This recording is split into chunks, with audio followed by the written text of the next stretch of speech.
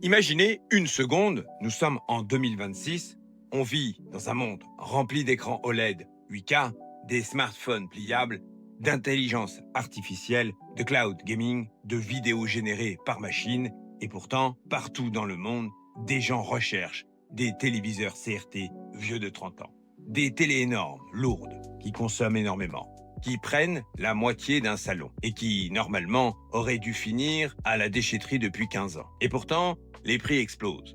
Les forums deviennent hystériques, les vidéos YouTube sur les CRT cartonnent, des gens traversent des centaines de kilomètres pour récupérer une vieille Sony Trinitron. Des collectionneurs se battent pour des écrans PVM. Des cafés gaming ouvrent autour de téléviseurs cathodiques. Et surtout, une génération entière redécouvre quelque chose qu'elle croyait perdu. Une sensation. Parce qu'un téléviseur CRT, ce n'est pas juste une télévision, c'est une machine à remonter le temps. Et aujourd'hui, on va parler de ça. Pourquoi les téléviseurs CRT sont redevenus des trésors technologiques? Pourquoi les jeunes commencent à vouloir des écrans que leurs parents ont jetés? Pourquoi les joueurs rétro deviennent presque obsessionnels avec ces vieux tubes cathodiques? Et surtout, pourquoi le retour de la future Neo Geo AES Plus de SNK pourrait encore amplifier ce phénomène dans les prochains mois? Parce qu'il se passe quelque chose de très important dans le monde du jeu vidéo et de la technologie. Les gens commencent à rejeter le tout numérique parfait. Ils veulent retrouver des sensations réelles. Pendant des années,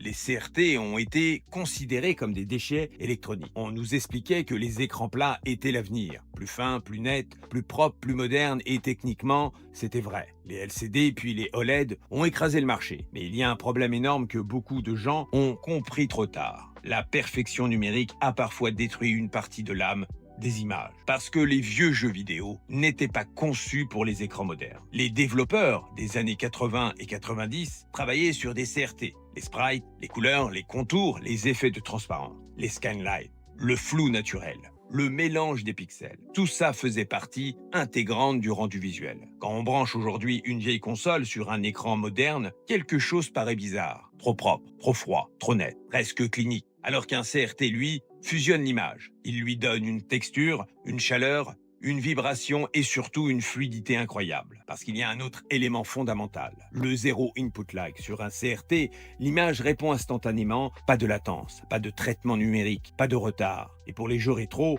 ça change tout. Un Mario, un Sonic, un Metal Slug, un Street Fighter ou un Fatal Fury, le gameplay devient plus nerveux, plus vivant, plus organique. Et beaucoup de joueurs qui redécouvrent les CRT aujourd'hui disent exactement la même chose. Je croyais rejouer à mes jeux. Mais en réalité, je ne les avais jamais revus correctement depuis mon enfance. Et ça, c'est extrêmement puissant psychologiquement. Parce qu'on ne parle plus seulement de technologie, on parle de mémoire sensorielle. Le bruit du tube qui s'allume, le petit bourdonnement électrique, le clic des boutons, la lumière du phosphore dans le noir, tout ça réactive des souvenirs enfouis. Les mercredis après-midi, les dessins animés, les consoles branchées avec les câbles Péritel, les VHS, les soirées canapé, le CRT est devenu une machine émotionnelle. Et c'est exactement pour ça que les prix explosent aujourd'hui. Parce que les gens ne cherchent plus uniquement un objet technique, ils cherchent une époque. Et ce phénomène dépasse largement le simple rétro gaming. Aujourd'hui, des artistes utilisent des CRT dans des installations modernes.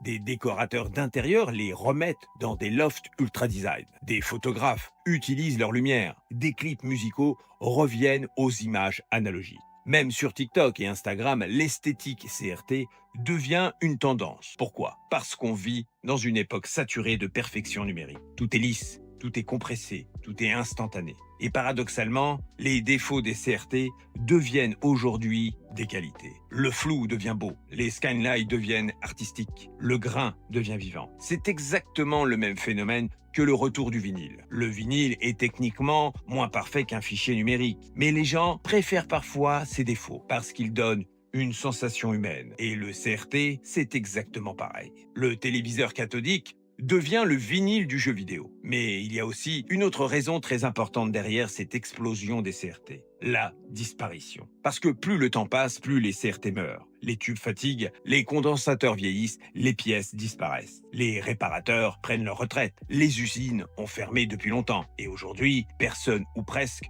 ne sait encore fabriquer massivement un vrai CRT. Ce qui veut dire une chose très simple. Chaque année, il y en aura moins. Et ça crée un effet psychologique énorme. Quand les gens comprennent qu'une technologie disparaisse définitivement, elle devient soudainement désirable. C'est exactement ce qu'on a vu avec les bornes d'arcade, les VHS, les cassettes audio, les consoles rétro, les jeux AES, les lecteurs laserdisc, les vieux synthétiseurs analogiques. Et justement, parlons-en. Parce qu'au milieu de tout ça arrive un événement extrêmement important pour le monde rétro, la future Neo Geo AES+.